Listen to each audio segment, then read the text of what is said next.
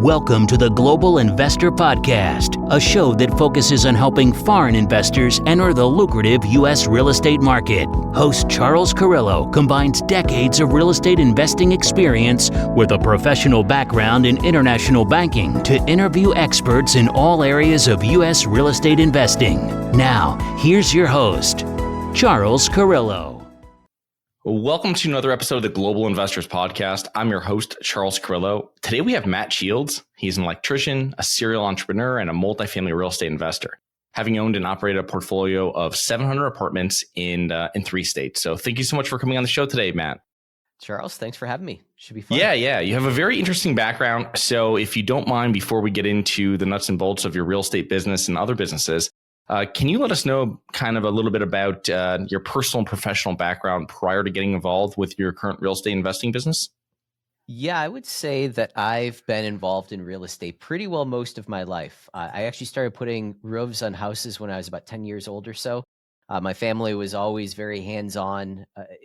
When people needed things, we would jump in and help, right? So started really, really early. By the time I was 16, pretty well knew how to do everything in the home. I actually bought my first house when I was 19. Oh. I flipped it. And then out of high school, I didn't go to college. I joined an electrical contracting company as an apprentice. And basically, as soon as I had enough time in the industry, I started my own electrical contracting company. And we would buy houses and fix them up, flip them, rent them out, what have you, when the contracting company was slow. And so that was going well until 2008. And then we had a number of companies that owed us money that went out of business, which then in turn put that contracting company out of business. And fortunately, in 2008 was when the App Store came out. So we had some programming background, through some things with the contracting company, which is kind of a story in itself. But we decided, let's give this App Store thing a shot in creating apps. So that slowly turned into our technology company, which we are today a digital transformation company. So we help people digitize their processes, what have you.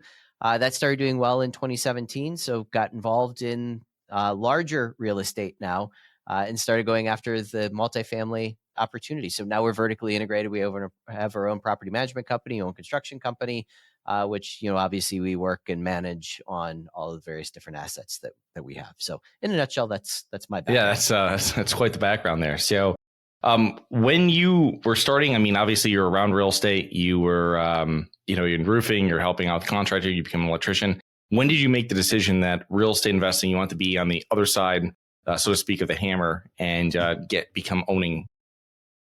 So I will, when I was early on in my electrical contracting career, I was actually my apprenticeship career. I realized that I wanted to own my own company. I wanted to own my own business. Right.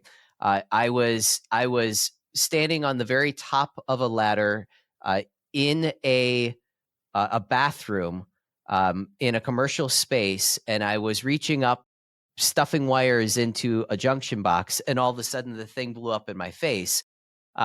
So fortunately, I remember it literally took me like 10 seconds or so to realize that I'm okay. I didn't fall off the ladder or anything like that.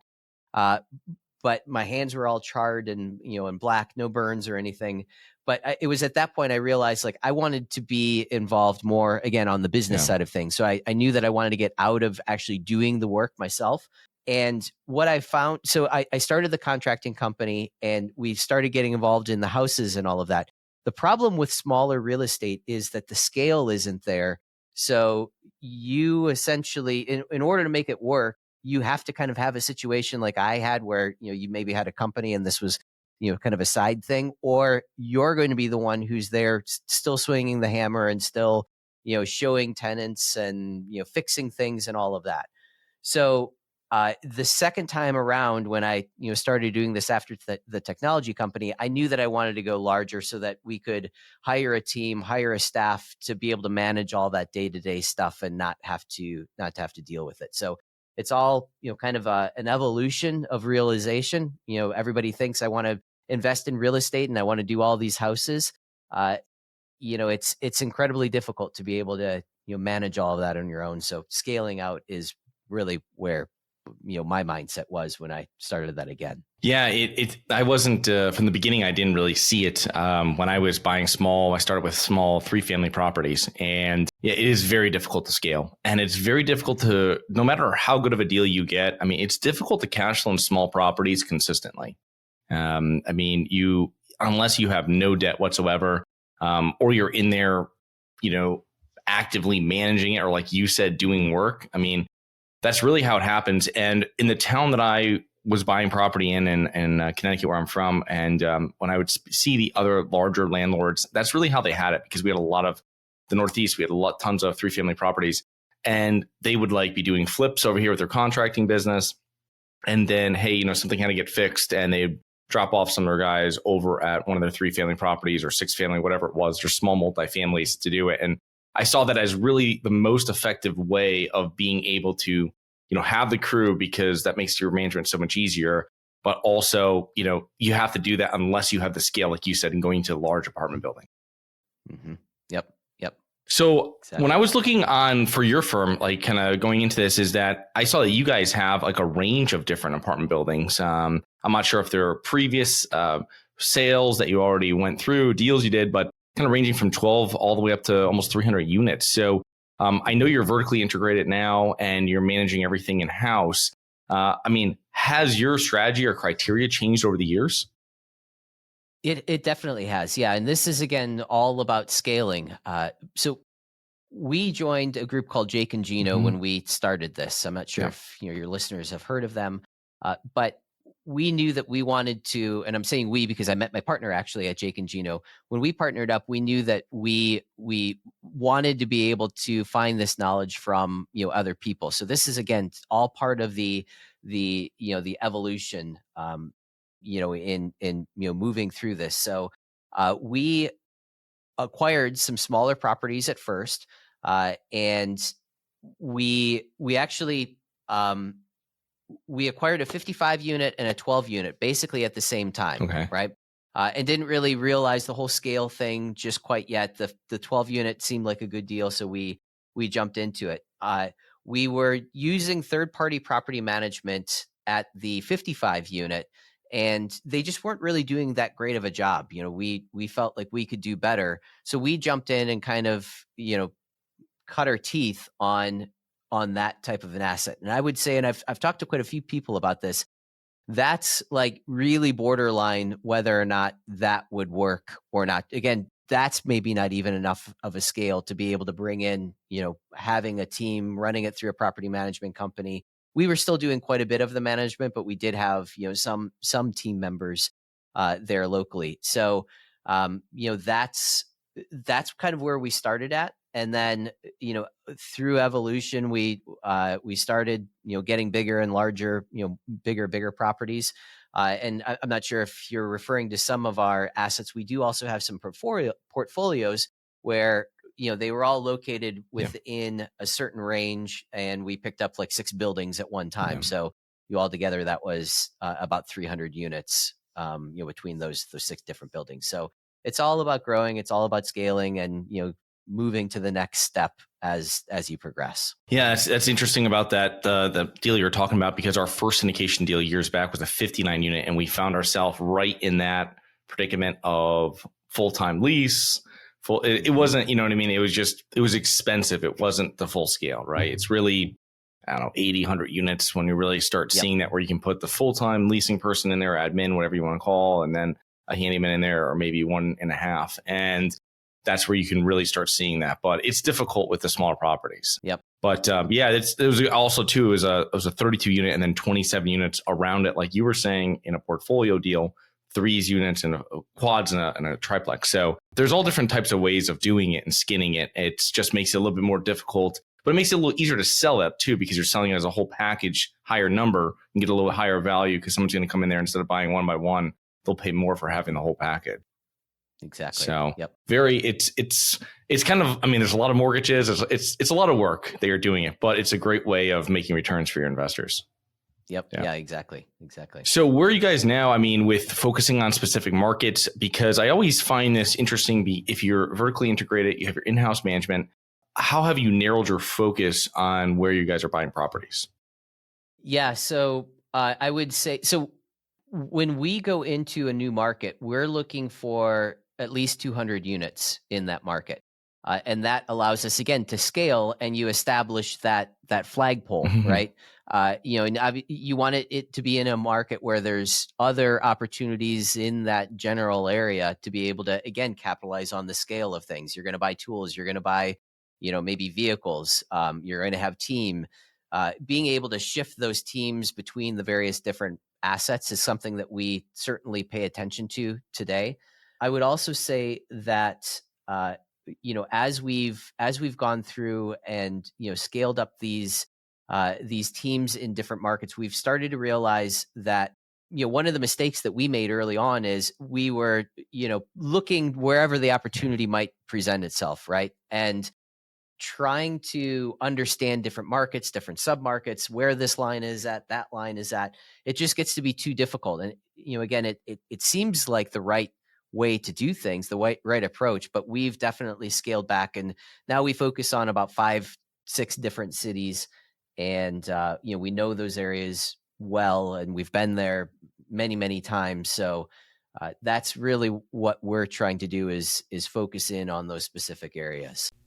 Do you have money sitting in the stock market and you're worried about it? Or worse, you have money sitting at the bank, not keeping up with inflation? My name is Charles Carillo, founder and managing partner of Harborside Partners. And since 2006, I've been investing my money and my family's money into income-producing properties. These are real assets, real properties with real addresses that produce real cash flow. At Harborside Partners, we provide passive investors who love real estate with a turnkey investing solution. If you want to put your money to work in real estate but can't find deals, don't have the time to get funding, and the last thing that productive people want to do is manage real estate. We find the deals, we fund the deals, and we manage the tenants, the termites, and the properties. Partner with us at investwithharborside.com. That's investwithharborside.com. Go to investwithharborside.com. If you love real estate, you like the idea of passive income, and believe that income-producing properties will appreciate over time, go to investwithharborside.com. That's investwithharborside.com. So when you were talking about with your first deal there, where you had an issue with the property management company, which is normal because if you're self-managing, and I had a small portfolio, I was self-managing it, then I let a third-party manager in it, and that was kind of my feeling for the first 6 months. It worked out fine. It was a great manager. I got him from a recommendation. But the thing though is that it takes time for them to is there maybe you put in bad tenants or something like this, worse than what they would put in, and now you're going through and working that whole process out. Now, when you're dealing with management now and you guys are having it in-house, what benefits have you found other than the control, which is obvious? What other benefits would you say that you have, you and your investors have benefited from having that management in-house? I would say so. Property management is extremely difficult. It's a really, really difficult job, and you really don't make all that terribly much money off of it, right? So it really is about controlling that asset and being able to control different situations. Uh, for instance, when we're going through and doing a refinance, we're able to really, we're able to contact the people that are right on boots on the ground, and if we need something, we need this information or what have you. Again, through refinance, the lenders are even looking for updated numbers all of the time. So we're able to pull that or get that very, very quickly. So I would say that, just having access, having control over things is probably the only benefit to it. If that wasn't there, I don't know that we would necessarily do our own property management. Again, we're looking after our own assets. It certainly is not a business that, is generating a lot of capital, a lot of income, and you have to do a tremendous amount of work in order to, keep the lights on and keep the wheels on the bus. Yeah. Right. So it is difficult. So Yeah, with a couple groups that we work with that have in-house management, I mean, the fees are just really low too that they charge, which is great for everybody, except for, Yep. I mean, it's not a profit center, and they know that Yep. going in there. But the control is a huge thing, controlling the asset, but also controlling expenses, and that's like one of the things I have so many problems with third-party management on is the expenses. And when they're not calling people that are on my list of who's calls person for electrician, calls person for this, HVAC person. And, you get into these crazy situations where, hey, so this has to be right away. We have to do something. We're calling our person, blah, blah, blah, and it's 3 times as much as your person. So Those are things I always found with management companies, and it is what it is, and their profit. I mean, their expenses can be all over, depending on how they fee. So people always bring it down to a percentage, right? But it's all these other fees too that you're paying on. When people talk to me about it, it's like, well, what are they charging for leasing? What are they charging you for renewals? All these different fees that get put into it. So you can't just go off of it's 3% or it's 8% or 10%. You know what I mean? Yep. Yeah, I couldn't agree more. It is difficult to be able to, control all of that when it is, not really spelled out what the true costs are. Right. So, couldn't agree more. So Matt, you're a serial entrepreneur. You guys have many different businesses, and how do you stay focused between these different businesses? And you have passive investors in some of your businesses with your real estate, and I imagine you have other investors in your other businesses, people to answer to. I mean, how do you stay focused and really divide up your day, I guess, to cover all the bases? Yeah, so I would say that this goes back to meeting cadence and the teams that we have in place and how we communicate between those teams. All of the companies basically use Traction as, kind of the core operating system, if you will. And really, that really revolves around a number of key meetings that we have pretty well every day, and, some certain meetings once a week. So we have the daily huddles where the various different teams all get together and everyone, answers what they're doing today, what the goals are for today. And they also talk about what they accomplished yesterday as well. So, if there's anything left over, or there's any help or anything like that they might need, that's kind of covered in this 15-minute meeting in the morning. And again, I'm not participating in all of those. All the various teams are huddling together with their associated teams. Then once a week, we all come together again in the various different management realms. We have the L10 meeting. So if during one of the huddle meetings, a topic comes up and a longer discussion starts to happen, we say, wait a minute, stop, let's shelf that, and we'll bring that up during the L10 meeting as one of the topics. So again, that huddle, that daily huddle, is just a quick meeting, get everybody updated, make sure that everybody's on the same page, make sure that everybody knows what everybody else is doing, and that's really the purpose for that. But the L10 meeting is diving in deeper into issues, problems that might be there, and then you keep these on repeat over the week. So we have our to-do lists that we go over each week, and we try to, okay, we're going to set this as a topic that we want to get done by next week, and we can check this off, check this off, check this off. This is what was done last week. And then, so those are the to-dos. And then we also have issues that we go through and do the exact same thing on. So this is just a constant path of improvement that we're tracking and moving through and checking things off as we go. So that's the way that we organize things. And again, it's just a team effort to make sure that we're not forgetting things, and we're not sweeping things under the rug. And then we also have things, I'm not sure if you've ever heard of Cameron Harold. He has something that's called a vivid vision. Oh, yes, right? yes. So great way to be able to organize where you guys are going. I've tried to do the 10 and 20-year plans. In my opinion, you can't plan everything that's going to happen in that amount of time. There's going to be so many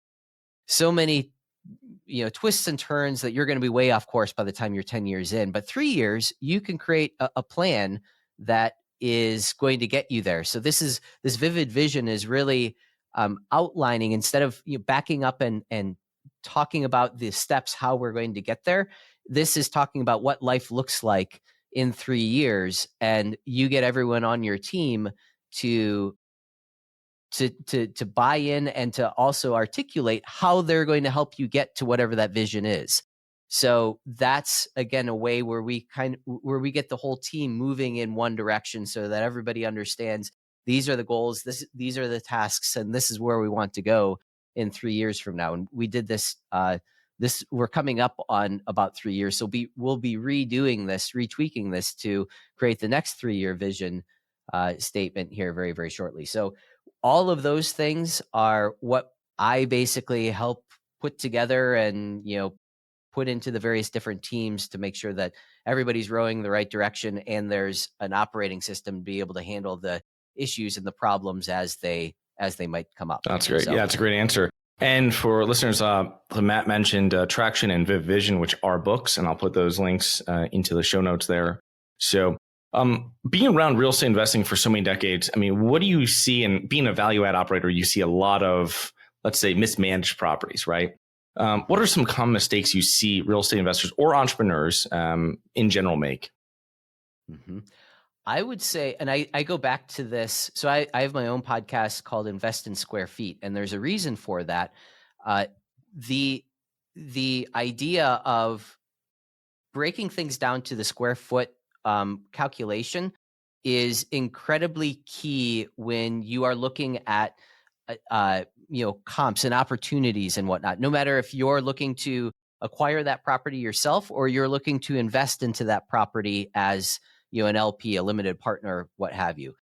So one of the mistakes that I've seen people make is not check the rent rolls to validate that the square footage is correct on a per unit basis. Because what a lot of operators will do is they'll inflate their square footage calculation on their rent roll, so then it looks like the bill or the units are a lot larger than what they are. Then the operator or the potential operator, the person who's looking to acquire this property, they look around and say, oh, well, there's a 1,500 square foot unit down the road that's leasing for $1,500, and we're only at $900, so we've got a $600 delta there, right? Your units might not be as large as what that other one is down the road. So if you calculate that on a per square foot basis, your max rent is only going to be this price or this much, not all the way up to where everybody else is, right? So this is a problem that I see investors make a lot, where that is not validated, and you might think that you're investing in 200,000 square feet of apartments, and you might only be investing in 150,000 square feet of apartments total. So you can imagine what that does to your returns. And you have to consider this from a tenant's perspective. When they're going around and looking for their next home, they're picturing like, my bed is going to go here, my couch is going to go here, and the chest is going to go over here. They're picturing how all of this stuff is going to fit in there.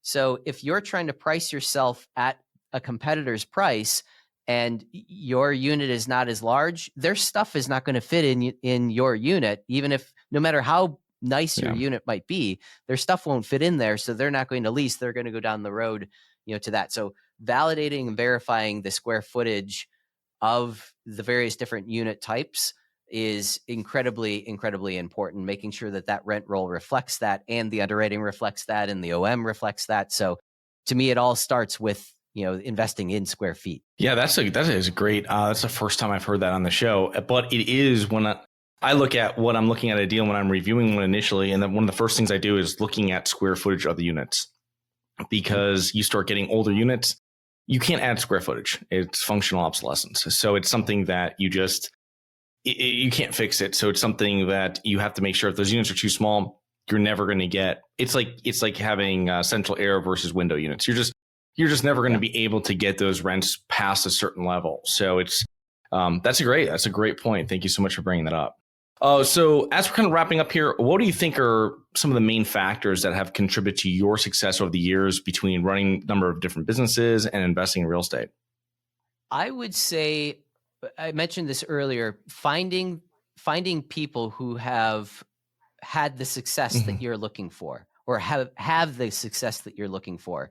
I've unfortunately, again, you're always learning. I've unfortunately followed the path of some people that weren't as successful as what I thought they were, or I even knew that they weren't successful, but they had success at one point. So I was trying to follow their path. And you have to understand that there's always an outcome. The decisions that were made and the ways that things are, or the ways that they were evaluating things, is always going to lead to the same direction. Unless they've changed something about themselves, that path is going to lead to the same point. So for me, I always try to find people who are living the life in the field that I want, and try to learn from them, try to interact with them, get together with them, have masterminds with them. So it's learning from others, but being careful who you learn from, and make sure that that person is actually successful in whatever it is that you're looking for that success to be in. Matt, more great information. So how can our listeners learn more about you and your businesses? Yeah, I'd say just go and check out investinsquarefeet.com. There's information about me on there, and we've got some Facebook groups and all of that, but it's all right there. So, all right. Well, thank you so much for coming on today, Matt, and looking forward to connecting with you here in the near future. Charles, thank you. Hi guys, it's Charles from the Global Investors Podcast. I hope you enjoyed the show. If you're interested in getting involved with real estate, but you don't know where to begin, set up a free 30-minute strategy call with me at schedulecharles.com. That's schedulecharles.com. Thank you. Thank you for listening to the Global Investor Podcast. If you like the show, be sure to subscribe on iTunes or Google Play to get new weekly episodes. For more resources and to receive our newsletter, please visit globalinvestorpodcast.com. And don't forget to join us next week for another episode. Nothing in this episode should be considered specific, personal, or professional advice. Any investment opportunities mentioned on this podcast are limited to accredited investors. Any investments will only be made with proper disclosure, subscription documentation, and are subject to all applicable laws. Please consult an appropriate tax, legal, real estate, financial, or business professional for individualized advice. Opinions of guests are their own. Information is not guaranteed. All investment strategies have the potential for profit or loss. The host is operating on behalf of Syndication Superstars, LLC exclusively.